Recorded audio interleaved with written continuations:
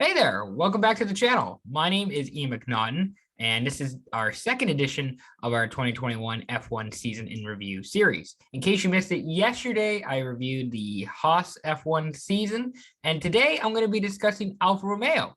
So, Alfa Romeo finished ninth in the constructors this year with 13 points. It's their lowest finish since becoming Alfa Romeo.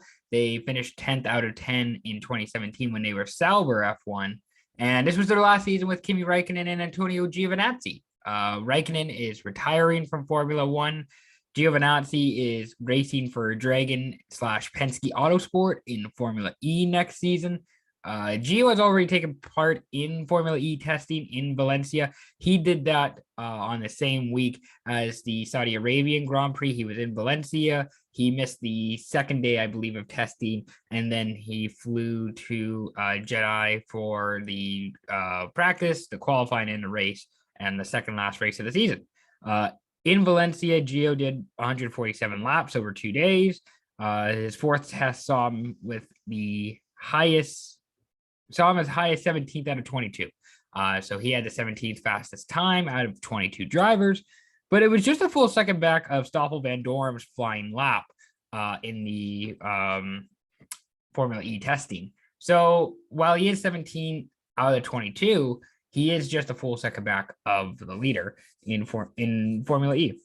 Let's talk about the best moments this season for Alfa Romeo. Monaco and Azerbaijan were their two best races this season, where they finished 10th and 11th, respectively. There's only one retirement between the two of them this season, and that was Kimi in Portugal when he kind of ran into the back of Giovinazzi. He got caught up in the slipstream on the front straight, trying to go by him. There were more point finishes this year for Alfa Romeo than last year, 6 this year compared to 5 in 2020, albeit there were more races this year than last season. And Robert Kubica got in 2 races. He got in the Dutch Grand Prix and the Italian Grand Prix. That was partially because Kimi was out with COVID. However, Kubica got 2 races in. He finished, I believe, 14th and 15th in each race. So those are kind of the highlights this season for Alfa Romeo. Not a lot on the track to really be excited about outside of some solid points finishes. They were very much below average. We're not that competitive this year. Worst moments for Alfa Romeo this season include Kimi crashing into Gio in Portugal. If you go back and watch that again, it's really weird because the race is kind of this is the, I believe, the second lap as they're coming back through the front straight, and Kimi just tries to pass it, doesn't pass in time. It's a little slow to react, gets caught up in the left rear of Gio as he's trying to make a pass. And as a result, Kimi had to leave the race with front wing damage. 15 races between points for Gio this season. The longest streak between races without points for some driver this season. I don't know of any other worst moments for Alfa. Probably when Kimi got COVID, that's not a good moment. That wasn't really an on-track thing. That was just something that happened off the track, and they managed as a result. But they have been quite dull this season, I find. Even if you go back and watch the, I don't know if it was technically part of Grill the Grid, but when they were doing their F1 2021 video game ratings reveals, and even then, like Kimi, I mean, that's just kind of who Kimi is, where Kimi was giving Gio 99 everything because he just wanted to get out of it. I don't know. It was just it was a dull year for Alfa Romeo. There wasn't really a lot to be excited about. They weren't really in the competitive field like other cars were. They didn't really have the personality that the other drivers did to make this season fun, like Williams with Russell or Haas with Mick Schumacher. It was just kind of an season for Alfa Romeo. So their season out of 5 stars, I gave them 2 stars because at least they got point finishes, but it's probably more like 1.5. I was being generous in giving them 2 stars. Just, out of 5, there just wasn't a lot to be excited about. Like, 2 stars seems right for this team getting, 6 top 10 finishes this year between the 2 drivers. They've never really have been a competitive F1 team. They've been a middling to below average team. They're struggling to even compete in the midfield with the likes of Alpine, Alpha Tauri, Aston Martin this season. That's just not in Alfa Romeo's range of competition. Storylines heading into 2022.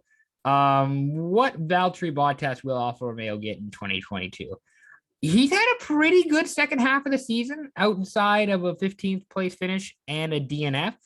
Like he's been really competitive. Like since they announced that he was going to Alfa Romeo, he's been really competitive. I think he has the most points, or at least he's in the top 3 of most points since the Dutch Grand Prix. So pretty good stuff from him. This is gonna be the first time he's driving a Ferrari powertrain in Formula One. He was with Williams previously, where they drove I believe it was Mercedes is what they were driving before. And then with Mercedes, he drives a Mercedes. So this is gonna be the first time he drives a Ferrari powertrain in Formula One. It'll be interesting to see how that goes. He will get 2 different testing sessions this year. There's going to be one in February 2022 in Barcelona, and there's going to be another one a week before the opening race of the 2022 season in Bahrain. So he's going to have plenty of opportunities to practice, to test out the Alfa Romeo to see what it's like. It's probably not going to be as advanced or up to date as his Mercedes was by the end of the season, but still, it'll be interesting to see, how he adjusts and how he figures out driving an Alfa Romeo and a Ferrari compared to driving a Mercedes. And how motivated will he be with Alfa Romeo? You kind of saw with Kimi in the latter part of his time with Alfa Romeo. Kimi just looked uninterested. He looked apathetic to all that was going on. He just didn't really care. It didn't really bother him. It just was like, yeah, this is kind of what this team is. This is who they are. I'm not quite worried about that with Valtteri because he is a bit younger. I think he is a bit hungrier. I do think he feels like he should be in a better team and on a better team in a better situation than Alfa Romeo.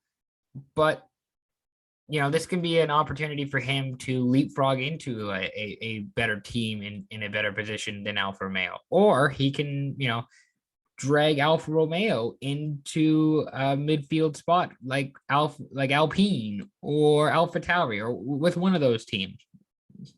So that'll be something to watch, is the motivation of Bottas and how he performs in the Alpha with the Ferrari powertrain. So keep an eye on that. Next for Alfa Romeo is how will Guan Yu Zhou perform in 2022? Zhou has been in F2 for the last 3 years, driving for Virtusi Racing. He's finished 7th in 2017. He finished 6th in 2020, and he's 3rd this season in the F2 standings. So he's 22 years old. He brings more exposure and popularity of Formula One to China. They haven't raced in China since 2019. There's obviously the famed Shanghai Circuit. I actually like Shanghai Circuit. I think it's a fun track. I don't know what the expectations will be for Zhou. If they're expecting him to provide Antonio Giovinazzi level, performances, who knows? I'm not sure what to expect with Zhou. He's had a limited exposure with Ferrari. He, like Bottas, is going to be using these testing days to learn the Alfa Romeo, to learn the Ferrari powertrain, so he can be as best as he can in 2022. But it's kind of, in a way, adding these drivers, Bottas and Zhou, it's kind of like having a more extreme version of having Raikkonen and Giovinazzi, because I believe that Bottas is a better version of Raikkonen. Bottas is a better driver than Raikkonen. I think most people are willing to believe that. However, Zhou, I don't know if he's as good of a driver as Giovinazzi is. It's unknown to me.